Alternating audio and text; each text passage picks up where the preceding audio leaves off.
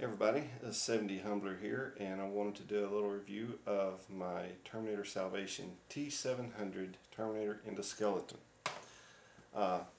This is really nice piece. If you remember a few years ago, the T800 Endoskeleton came out, and it was basically like a chrome or silver version, and then they had a battle damage version that had paint apps on it that made it look a little more worn. This one is from the Terminator Salvation movie, and I believe, since I don't have the 800, I'm not 100% positive, but I believe this is the same body type, same sculpt that the T800 is, except this one has pits, like rust pits in it, and I'll try to get some close-ups and show that to you. And I also wanted to show you some articulation on this figure. First thing, take a look at the box here. This box is really cool. It's so simple, but it's really neat. I like the carvings in the box. At first, as you can see, there's a picture of the Terminator and a description on the side of the Terminator Salvation Endoskeleton T700, and on the back it shows a couple of pictures of the Terminator figure. Okay, and then you've got this little slip cover with the pictures. You just slip that right off. Maybe gets a little tight. Excuse me. Okay, kind of slipped this off. All right, got it off. Anyway, man, this thing is really nice. Let me see if I can get you a little better picture of this. See all the little carvings? I mean, you could use this as a background very easily. And then the back part right here, it almost looks like the spine of the Terminator. Really nice job on this box. And like I said, it's such a simple box, because you have two halves and that's it. But I love this box. I think I like this one as much, if not more, than some of the new DX boxes, because it's simple, it's small, so it's easy to store. You don't really have to worry too much about it getting banged up because it's made out of styrofoam, and it just looks really nice. So that's the box. That's my review of the box. I'm just kidding.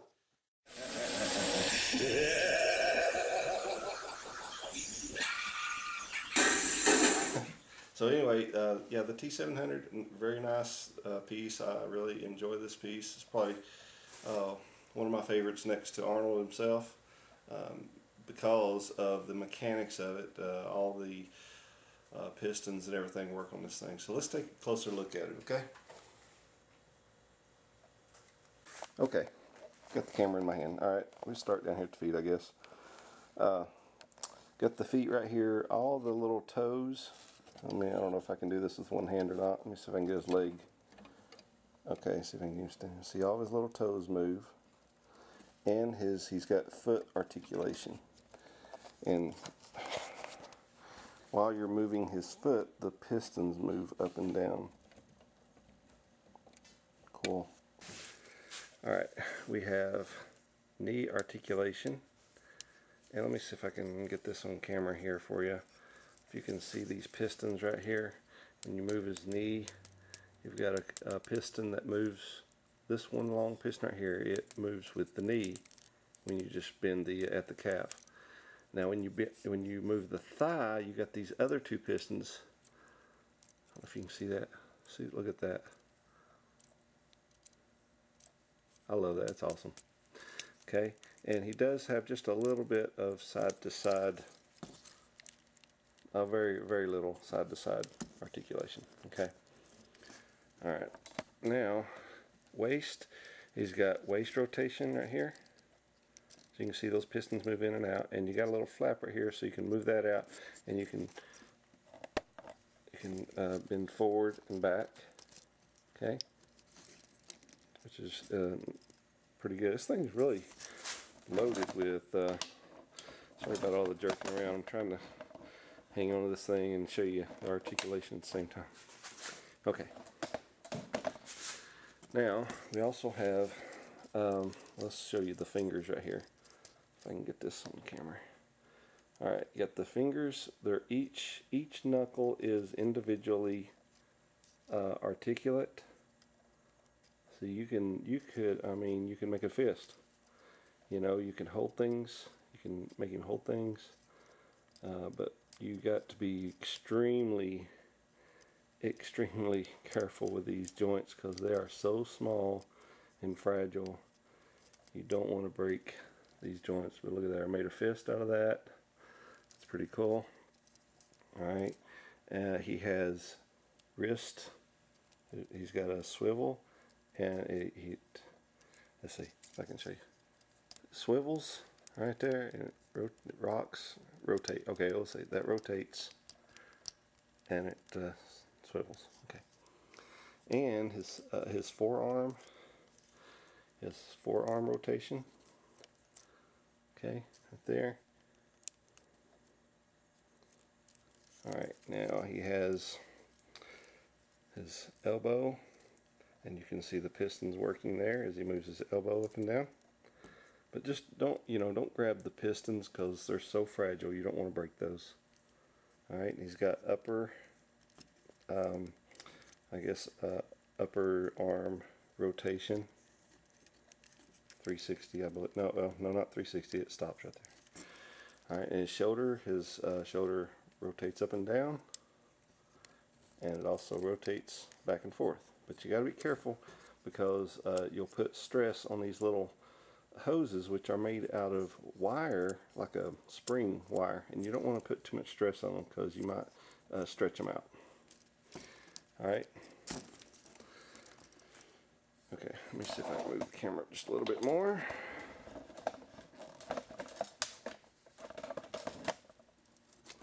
Alright, we'll look at the head. His head has back and forward motion. You can move it side to side. Looks like it goes that way a little bit further than the other way.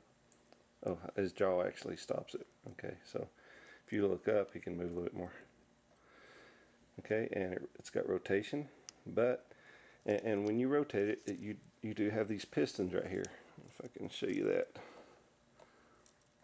Let me try to turn on the light here. Oh, there we go. Now see those pistons? You got piston movement. So you got a lot of mechanical devices that are hooked up, and you also have jaw movement. So he could talk and say, "I'll be back." Okay, yeah, that was bad. Anyway, and his eyes light up with the button right there on the back. Push the button and you can turn them on and off. But let me see if I can get in here close. Can you see it's textured to make it look weathered, like this thing has been out in the weather without a skin over the top of it, just the endoskeleton.